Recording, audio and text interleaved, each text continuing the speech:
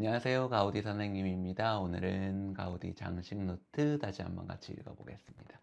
저는 개인적으로 가우디의 장식 노트를 번역하고 또 가우디의 건축을 이해하려 노력하면서 오늘 소개해드릴 이 구절보다 더 도움이 된 구절이 별로 없습니다. 아주 가우디가 건축 역사를 어떻게 바라보고 있고 그것을 자신의 건축관에 어떻게 반영하고 있는지를 보여주는 핵심적인 구절, 그리고 가우디의 건축을 이해하는 단초가 될 것이라고 확신합니다. 같이 한번 읽어볼까요? 기하학적으로 건조한 형태가 지나치게 반복된다면 적절한 대비를 위해 일반 형태와 관련되지 않은 아주 자유로운 형태를 가진 오브제가 필요하다. 기하학 고전이라면 보통은 기하학적인 형태죠. 그 형태가 지나치게 반복된다면 하나 필요한데, 대비, 제일 중요한 개념은 대비, 컨트라스트라는 겁니다. 대비를 위해서 일반 형태는 지난 시간에 말씀드린 바 있죠. 전체적인 형태와 관련되지 않은 아주 자유로운 형태를 가진 오브제가 필요하다. 여기서 가우디가 건축의 선례로 삼고 있는 것은, 이 이야기를 위한 선례로 삼고 있는 것은 익티누스의 피갈리아 아폴로 신전 주두입니다.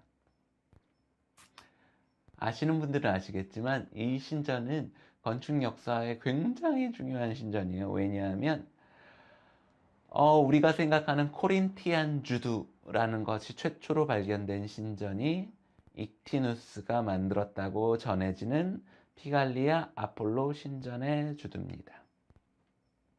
그러니까 가우디가 여기 소재로 삼고 있는 것은 코린티안 주두라는 거예요.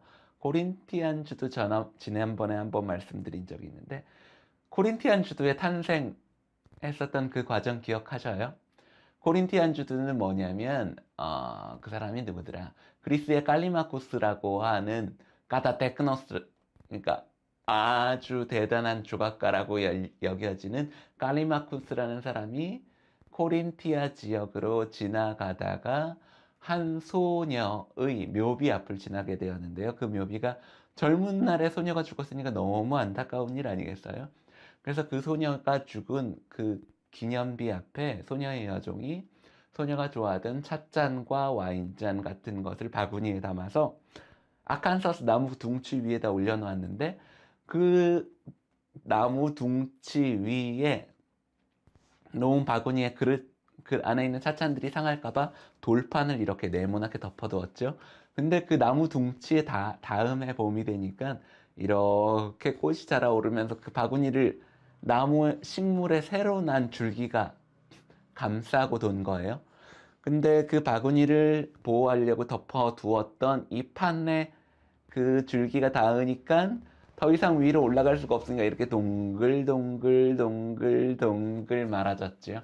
이게 바로 미트루비우스가 전하는 코린티안 주두의 탄생 설화입니다. 이게 설화인지 진짜로 있었던 일을 기록한 것인지는 알 수 없지만, 뭐 그게 중요한 것도 아니지만, 여튼 코린티안 주두의 탄생에는 기하학적인 형태, 찻잔이나 바구니나 그 위를 덮었던 정사각형 돌판, 이런 것들은 다 기하학적인 형태고, 그 자라난 아칸서스 나무는 자연의 형태죠. 그러니까 코린티안 주드는 기하학과 자연의 조합으로 만들어진 굉장히 신선한 형태였다는 겁니다. 오늘 가우디가 피갈리아 아폴로 신전의 주두를 이야기하는 것이 굉장히 의미심장하죠. 코린티안 주두는 우리가 생각하는 가우디처럼 자연과 기하학의 조합, 그리고 오늘 익티누스가 말하고 있는 특히나 이 주두는 코린티안 주두가 처음으로 발견된 것. 그러니까 말하자면 가우디가 지금 이야기하려는 것은 코린티안 주두의 탄생 원리, 탄생의 기하학적인 원리에 대해서 이야기하고 있는 것입니다. 보세요. 다시 들어갈게요. 이 주두는 뾰족해진 모서리를 드러낸 아바쿠스. 아바쿠스는 아까 제가 설화에서 설명드린 바구니를 덮었던 돌판에 해당하는 부재입니다. 그 아바쿠스를 이렇게 그 주두를 수평으로 잘라보면, 아바쿠스를 평면으로 보면 요렇게 끄트머리가 뾰족하게 되어 있어요. 정사각형에서 안쪽으로 오목하게 각변이 안으로 들어와 있는 형태입니다. 뾰족해진 모서리를 드러낸 아바쿠스. 그래서 새로운 정사각형이 만들어졌고 그 아래쪽에 원형 몰딩이 있고 아바쿠스에 새겨진 요철 문양이 있습니다. 이 아바쿠스는 굉장히 새로운 형태의 아바쿠스로 바뀐 거죠. 도릭 주두에 비하면. 목 두름띠라는 건 그 밑에 주신의 끝부분을 이렇게 두르고 있는 꼬야린이라고 부르는 부제를 말합니다. 짙어진 주신의 홈. 주신의 홈은 뭐냐면 이 주신이라고 하는 주신은 기둥 몸통을 뜻하죠. 기둥 몸통에는 세로 방향의 홈들이 있습니다. 이 홈들을 통해서 이렇게 빛이 들어오면 그 세로 방향의 선들이 아름다운 그림자를 드리우게 되죠. 우리는 푸스테가 주신이고 에스트리아스라고 부르는 게 여기 그림과 도판에도 나와 있는 세로 홈들입니다. 근데 말하고 있는 걸 보세요. 사각형, 목두림띠는 원형이죠. 주신의 홈은 직선이고 반복된 몰딩 역시 기하학적인 형태겠죠. 강조된 부분의 형태, 이런 것들, 사각형, 요철 무늬도 그러니까 수직 수평으로 만들어진 형태고 두름띠는 원형, 수직의 선들, 수직 수평, 수직 수평, 수직 수평 이런 것들이 강조된 형태로 들어가게 되니까 어떤 형태가 요구되었는지 한번 보세요. 재밌는 일. 이런 형태들로 인해서 자연에 근접한 팔메트를 요구하게 되었고, 팔메트라는 것은 말메따. 제가 여기 주석을 뭐라고 담았는지 한번 봅시다. 말메따는 양식화된 종려나무 잎사귀 문양의 장식 요소로서 지중해 지역에서 발견되는 특징이며 주로 고대 그리스와 로마에서 많이 사용되었다. 여기 있는 주두 익티누스의 피갈리아 아폴로 신전의 코린티안 주두를 확대해서 보면 그 도면의 정중앙에 이렇게 나뭇잎 같은 게 있거든요. 그게 바로 빨메따예요. 근데 이 빨메따는 자연의 형태죠. 보다 자연에 근접한 8m를 요구하게 되었고 동시에 그것들을 지배하고 앞서 등장한 몰딩들의 조합을 중화시킬, 왜냐하면 앞서 뭐라고 말했냐면 기하학적으로 지나치게 기하학적인 것이 반복되면, 그러니까 지나침을 중화시키겠다는 이야기를 하고 있는 거죠. 하나의 양식을 요구해왔다.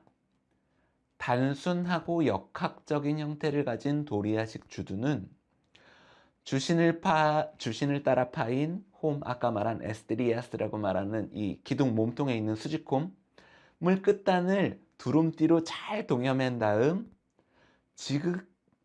그 다음에는 그러니까 기하학적으로 충분히 우아한 형태를 만든 다음에는 거기에는 기하학적인 형태가 아니라 지극히 평범한 자연의 형태 외에는 그 무엇도 요구하지 않았다. 채색된 팔메트. 우리는 그리스, 로마의 조각을 살아있는 그 상태로 라이브로 본 적이 없잖아요. 그런데 실제로는 채색이 되어 있었다는 것은 아주 고고학적으로 잘 알려진 사실이죠. 채색된 팔메트는 아바쿠스에 새겨진 요철 문양, 주변의 선들, 아키트레이브의 리스텔, 트리글리프와 물방울 무늬, 그리고 화려해서라기보다는 이념적인 면에서 주된 장식이라고 할 수 있는 메토프, 팀파눔, 페디먼트 끝단의 벼슬에 놓인 주제. 지금 이런 것들은 원래 그리스 고전 건축에 있었던 것들이거든요. 그리고 메토프라는 것도 정사각형이에요. 팀파눔이라는 건 삼각형이죠. 기하학적인 형태들을 말합니다. 이런 기하학적인 형태와 장식, 기존에 하고 있었던 기하학적인 형태와 장식에 비할 만한 가장 도발적인 부분을 구성했다. 재밌지 않으세요?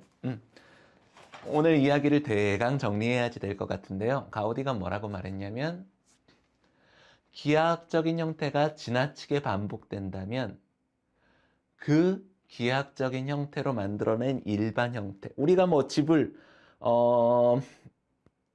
그리스 건축을 그린다면 이렇게 그릴 수 있잖아요. 삼각형 지붕이 쫙 있고 그 밑에 착착 기단 위에 기둥들의 열이 있고 그 위에 페디먼트가 있고, 이게 일반 형태예요. 일반 형태, 전체를 총망라하는 형태는 기하학적인 형태입니다.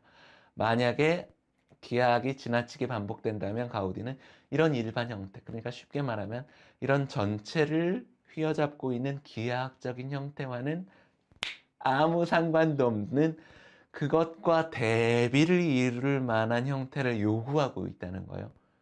왜냐하면 근데 다음 시간에 이야기할 게 리시크라테스의 기념비거든요. 가우디는 익티누스의 이 피갈리아 아폴로 신전은 좋은 예, 그리고 로마의 리시크라테스의 기념비는 나쁜 예로 언급하고 있습니다. 왜냐하면 리시크라테스의 기념비는 반복 기하학의 반복으로 끝나거든요. 기하학적으로 이렇게 반복되었었던 형태는 그것과 상관없는 보다 자연에 가까운 형태, 오브제를 요구하고 있다는 게 가우디의 판단입니다. 우리가 가우디의 건축물을 보세요. 가우디의 건축물이 기하학적이지 않은 것이 아니거든요. 굉장히 기하학적인 면이 있는가 하면 그것과 대비를 이루고 있는 완전히 자연의 형태들이 이렇게 물려 있습니다. 우리가 그냥 쉽게 생각하는 구엘공원 정면에서 이렇게 올려보는 그 장면을 생각해 보세요. 우리는 늘 구엘공원의 그 관광객들은 구엘공원의 그 화려한 도마뱀을 생각하시는데요. 그 화려한 도마뱀의 배경이 되고 있는 그 뒤의 장면을 보면 그리스 양식 중에서도 가장 단단하고 가장 기하학적으로 보이는 도리고더가 뒷면을 장식하고 있습니다. 그리고 구엘공원의 그 도마뱀 옆으로 잠깐 돌아보시면 타일로 장식된 반짝이는 타일로 장식된 면이 있는가 하면 그 면에 한 윤곽을 바로 지나면 자연에서 바로 갖다 붙여놓은 것 같은 전혀 재단이 되어 있지 않은 돌들이 붙어 있습니다. 이 반짝거리는 면과 이 거칠거칠한 돌은 하나의 대비를 이루고 있는 셈이거든요. 가우디를 이해하는 굉장히 핵심적인 개념 중에 하나는 가우디가 이 역사를 공부하면서 파악하고 있는 건축의 아름다움 중에 핵심적인 내용은 대비라는 것에 있습니다. 보세요. 중요한 건 이겁니다. 어떤 사람들은 고전을 보면서 고전의 기하학을 볼 거예요. 아, 고전은 기하학이구나. 고전은 비례야. 고전은 수야. 고전의 핵심은 이데아의 변치 않는 이데아의 고전을 공부하면서 그것에 집중하는 사람이 있을 거예요. 왜냐하면 우리의 시각, 건축관이 있는 거니까요. 가우디는 고전, 익티누스의 피갈리아 지역에 지어진 아폴로 신전을 보면서 가우디가 보고 있는 건 고전 안에, 우리가 고전이라고 부르는 것 안에 있는 대비를 본 겁니다. 아, 코린티안 오더는 이렇게 해서 만들어진 거구나. 코린티안 오더라는 것은 기하학적인 것이 지나치게 반복될 때 그것과 대비를 이루는 요소가 요구되었고, 그래서 코린티안 오더가 만들어졌구나. 그래서 코린티안 오더가 이후에 서양 건축의 과반이 넘는 건축물이 이 코린티안 오더로 지어졌거든요. 사람들이 코린티안 오더를 사랑하는 이유가 무엇일까? 가우디는 아마 이런 고민에 빠졌겠죠. 코린티안 오더는 스페인 말로는 넬리카데사 그럴 텐데 굉장히 이 예민한, 섬세한, 아주 섬세한, 가장 섬세한 아마 오더 체계인 것 같은데요. 그것을 이루고 있는 구성 요소를 가우디는 그 안에서 대비를 본 겁니다. 이해하시겠어요? 좀 어려운가요? 오늘 한 페이지를 못 보고 반 페이지만 봤습니다. 왜냐하면 여기서 말하고 있는 이 부제 이런 것들이 제법 어려워서요. 자, 오늘은 여기까지 하죠. 네, 그럼 안녕히 계세요.